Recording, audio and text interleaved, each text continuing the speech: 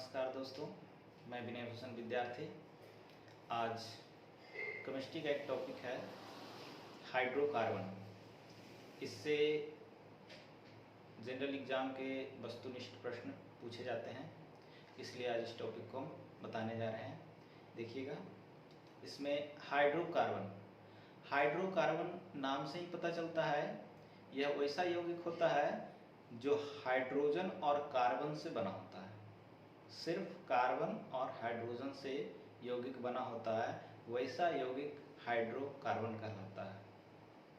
Hydrocarbon दो प्रकार के होते हैं, जो यहाँ पर हम दिखाए हैं। हाइड्रोकार्बन एलिफैटिक हाइड्रोकार्बन और दूसरा एरोमेटिक हाइड्रोकार्बन। आज हम चर्चा करेंगे एलिफैटिक हाइड्रोकार्बन का। एलिफैटिक हाइड्रोकार्बन खुला चैन बनाता है और एरोमेटिक हाइड्रोकार्बन बंद चैन बनाता है। ये क्या होता है आगे हम जानेंगे। तो खुला चैन एलिफैटिक हाइड्रोकार्बन बनाती है। ये दो प्रकार के होते हैं, एक संतृप्त हाइड्रोकार्बन और दूसरा असंतृप्त हाइड्रोकार्बन। संतृप्त हाइड्रोकार्बन के अंतर्गत एल्केन आते हैं, एल्केन, और असंतृप्त हाइड्रोकार्बन के अंतर्गत एल्कीन और एल्काइन आते हैं। एल्केन, बहुत सारे क्वेश्चन में एल्केन का सूत्र पूछा जाता है, स्ट्रक्चर फार्मूला पूछा जाता है। तो एल्केन का सामान्य सूत्र होता है CnH2n+2, ये इसका फॉर्मूला है। और इसी फार्मूले के आधार पर जितने भी एल्केन हाइड्रोकार्बन हैं वो सारे को लिखा जाता है, उसका सूत्र लिखा जाता है। एल्कीन का स्ट्रक्चरल फार्मूला होता है CnH2n और एल्काइन का स्ट्रक्चरल फार्मूला होता है CnH2n-2। ये अक्सर एग्जाम में पूछे जाते हैं ऑब्जेक्टिव टाइप में। एल्केन का फॉर्मूला क्या है, एल्कीन का फॉर्मूला क्या है, या फिर एल्काइन का फॉर्मूला क्या है ना। चार ऑप्शन होते हैं, उसमें से चूज करना होता है। तो चलिए, आज सबसे पहले हम एल्केन पर चर्चा करेंगे। एल्केन एक संतृप्त हाइड्रोकार्बन है। संतृप्त आप जानते होंगे, संतृप्त और असंतृप्त क्या होता है। संतृप्त वैसा यौगिक होता है जिसमें अब और कोई एलिमेंट ऐड नहीं हो सकता है, अब उसमें कोई और चीज जुट नहीं सकता है, वो संतृप्त होता है, यानी पर्याप्त, अपने आप में पर्याप्त है वो। और जो अपर्याप्त होता है, जिसमें और भी कुछ जुट सकता है, उसको हम असंतृप्त बोलते हैं। तो ये पर्याप्त है, इसमें और भी कोई एलिमेंट हम नहीं जोड़ सकते हैं। तो चलिए, सबसे पहला एल्केन। एल्केन ग्रुप का जितना भी यौगिक है उसके नाम में एन आता है। हम 10 क्रम से दे दिए हैं, 1 से लेकर 10 तक के एल्केन का नाम। जो पहला एल्केन ग्रुप का है उसको बोलते हैं मीथेन। जितने भी एल्केन ग्रुप हैं उसमें एन आएंगे। Methane, ethane, propane, butane, pentane, hexane, heptane, octane, नोनेन, decane, ये क्रम से लिखा हुआ। अब इसका हम फॉर्मूला लिखते हैं। मीथेन का क्या फॉर्मूला होता है, ये भी पूछता है एग्जाम में। तो मीथेन का फॉर्मूला होता है C। कार्बन 1 होता है और इसमें हाइड्रोजन 4 होते हैं। पहला एल्केन हाइड्रोकार्बन ये है मीथेन, एक कार्बन और 4 हाइड्रोजन से बना होता है। दूसरा इथेन, जो 2 कार्बन और 6 हाइड्रोजन से बना होता है। चलिए, अब इसी के लिए फॉर्मूला लिखा गया है Cn, कार्बन, और कार्बन का नंबर n है, कितना कार्बन है, ठीक है। तो इसमें कार्बन कितना है, 1, तो n की संख्या 1 है। तो यहाँ हाइड्रोजन कितना होना चाहिए, 2n, n की संख्या 1 है, तो 2 इकाई 2 और +2 4 हाइड्रोजन होना चाहिए, H4 हो जाएगा। इसी तरह कार्बन यदि 2 है तो यहाँ कितना हो जाएगा, 2 × 2 4 और +2 6, हाइड्रोजन 6 हो जाएंगे। इसी तरह अगर कार्बन 3 है तो n का वैल्यू 3, तो यहाँ 3 × 2 6 और +2 8, हाइड्रोजन 8। प्रोपेन का फॉर्मूला क्या होगा, C3H8। ब्यूटेन C4 होता है, क्रम से ही दिया हुआ है। तो इसका हाइड्रोजन कितना होगा, 2 × 4 8 +2 10। C5 पेंटेन का होता है, हाइड्रोजन कितना होगा, दुगना से दो ज्यादा, दुगना से दो ज्यादा, 5 दूनी 10, 2 12, दुगना से दो ज्यादा होगा इसमें हाइड्रोजन हमेशा। कार्बन अगर 6 लेते हैं तो हाइड्रोजन कितना होगा, दुगना से दो ज्यादा, 12 2 14। अगर इसमें कार्बन 7 है तो हाइड्रोजन कितना होगा, 7 दूनी 14, 2 16। इसी तरह कार्बन अगर 8 है तो उसका दुगना हाइड्रोजन लेंगे, 8 दूनी 16 और 2 18। हाइड्रोजन 2n+2 होता है, यानी दुगना से दो ज्यादा, जितना कार्बन है उसके दुगना हाइड्रोजन होगा, उससे दो ज्यादा। ये नोनिन का C9 होता है H20, और डेकेन का C10 होता है और H22 हो जाएगा। बात समझ में आ गया। तो ये 10 एल्केन का हाइड्रोकार्बन हम सीरियल नंबर से दे दिए हैं, है ना। इसको आप लोग याद कर लीजिए, इससे बहुत सारे क्वेश्चन पूछे जाते हैं। अक्सर मीथेन का और इथेन का फॉर्मूला पूछता है। एल्केन का भी सामान्य सूत्र कहीं कहीं पूछ दिया जाता है ऑब्जेक्टिव टाइप में। अब चलिए एल्कीन की तरफ बढ़ेंगे। तो एल्कीन याद करने का बहुत ही आसान तरीका है कि जितने नाम है सीरियल नंबर से उसमें इन लगाना है। ये मीथ एन है, ये मीथ इन होगा, मीथीन, मीथीन।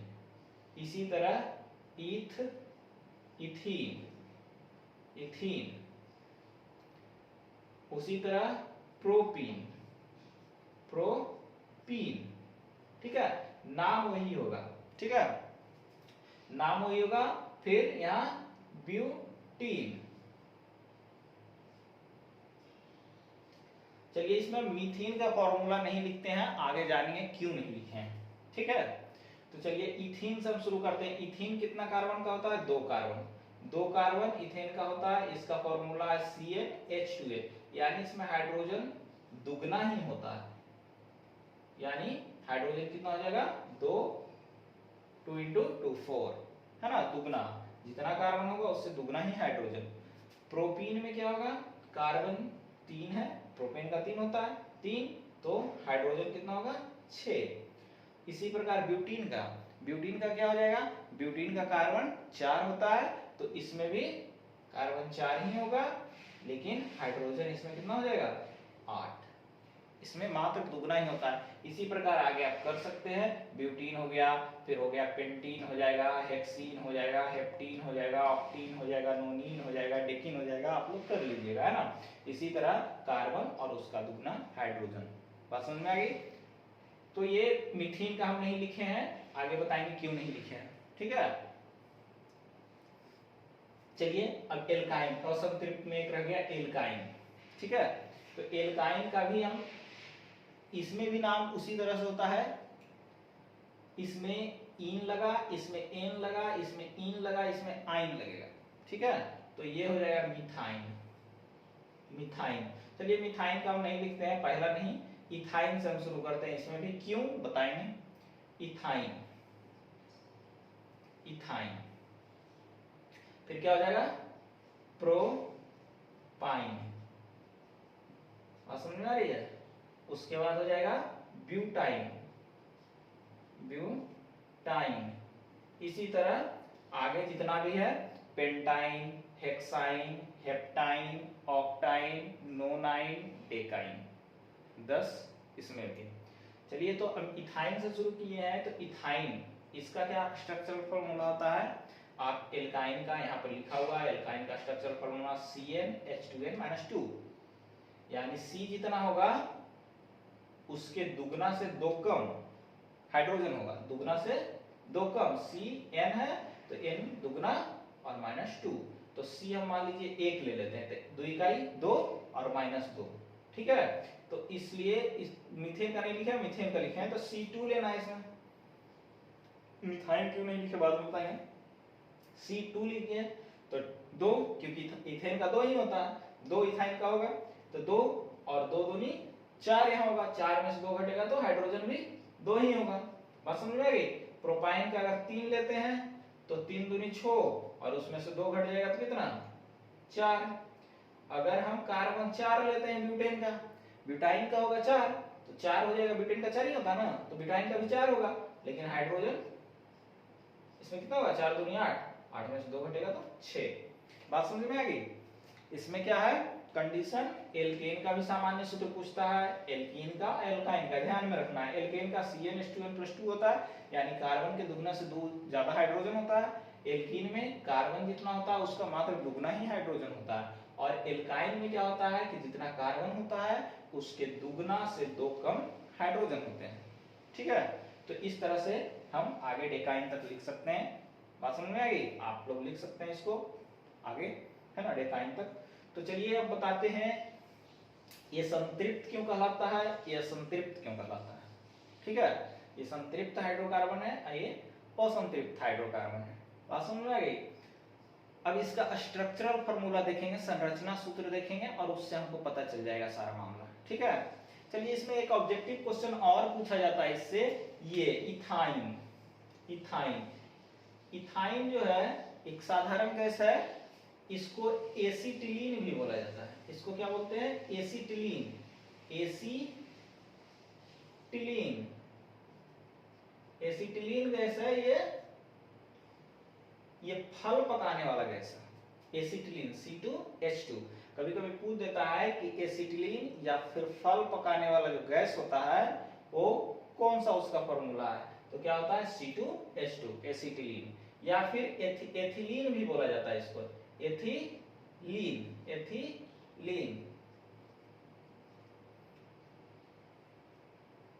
एथिलीन प्लांट हार्मोन आप पढ़े होंगे, पौधा का हार्मोन है एथिलीन। या फिर एसिटिलीन या इथाइन, ये फल पकाने वाला गैस है ना।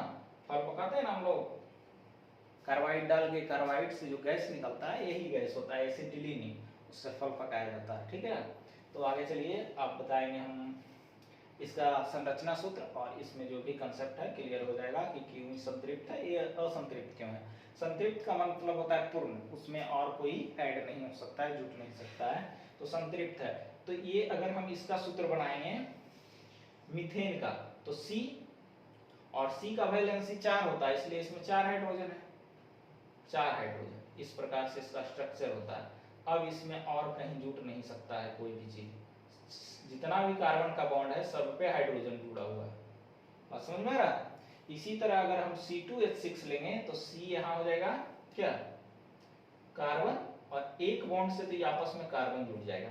तो इस कार्बन का कितना बॉन्ड खाली है, 1 2 3 और ये 4 हो गया, टोटल 4। तो इस पे हाइड्रोजन रहेगा, इस पे हाइड्रोजन रहेगा, इस पे हाइड्रोजन रहेगा।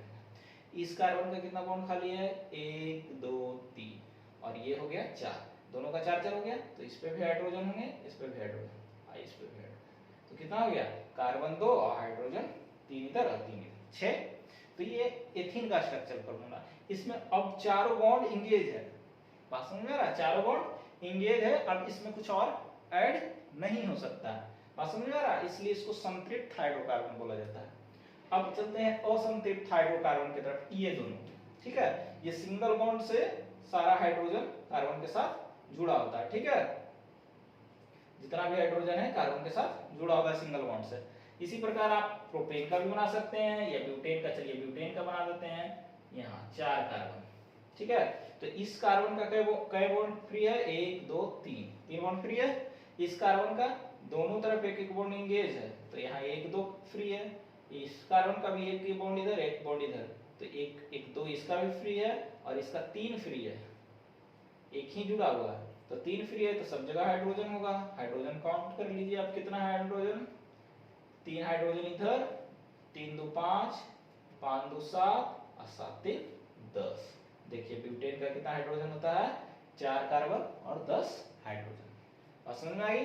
अब चलिए एल्कीन का जो होता है, एल्कीन का हम इसको असंतृप्त क्यों बोलते हैं, क्योंकि एल्कीन मीथेन से नहीं शुरू होता है।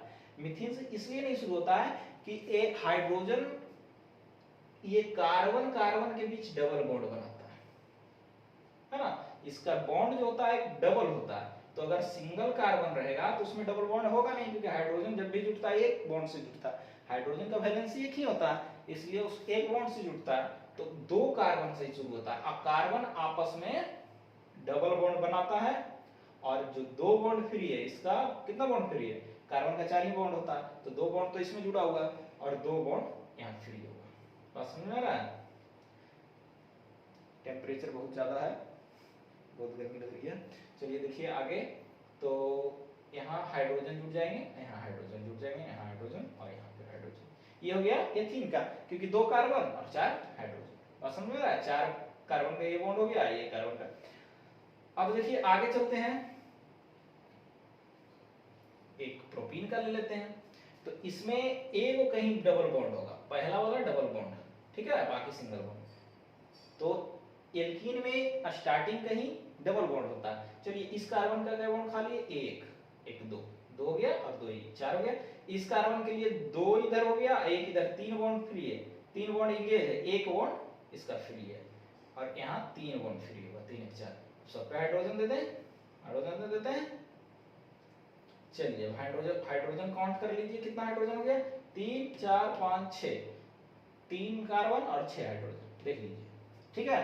तो इसमें क्या होता है कि ये जो बॉन्ड डबल है, ये एक बॉन्ड टूट के इसमें और कुछ जुड़ सकता है। कार्बन एक बॉन्ड से भी तो जुड़ सकता है, एक बॉन्ड टूटेगा और इसमें कोई और एलिमेंट जुड़ सकता है, इसलिए इसको असंतृप्त कहते हैं। क्योंकि इसमें पूर्ण नहीं है, ये बॉन्ड टूट के और भी कोई जुड़ सकता है, लेकिन ये पूर्ण है, इसमें कोई कहीं से टूटेगा नहीं। या तो इसमें से कुछ निकाला जाएगा तब ऐड होगा, या ऐसे में नहीं ऐड होगा। इसमें क्या है कि ये जो है इसी में ऐड हो सकता है, इतना ऐड रहने के साथ साथ कुछ और ऐड हो सकता है, ये बॉन्ड इधर हटा के, ठीक है।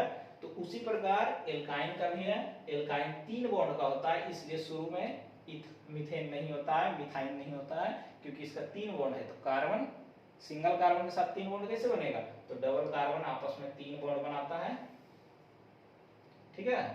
अब बताइए कि ये कार्बन आपस में 3 बॉन्ड बना लिया है, तो क्या क्या बॉन्ड खाली है? तो इस कार्बन का एक ही बॉन्ड खाली है और इस कार्बन का भी एक ही बॉन्ड खाली है, कि 3 इसका हो गया, 3 1 4 और 3 इसका हो गया 1 4। तो ये हाइड्रोजन से जुटेगा।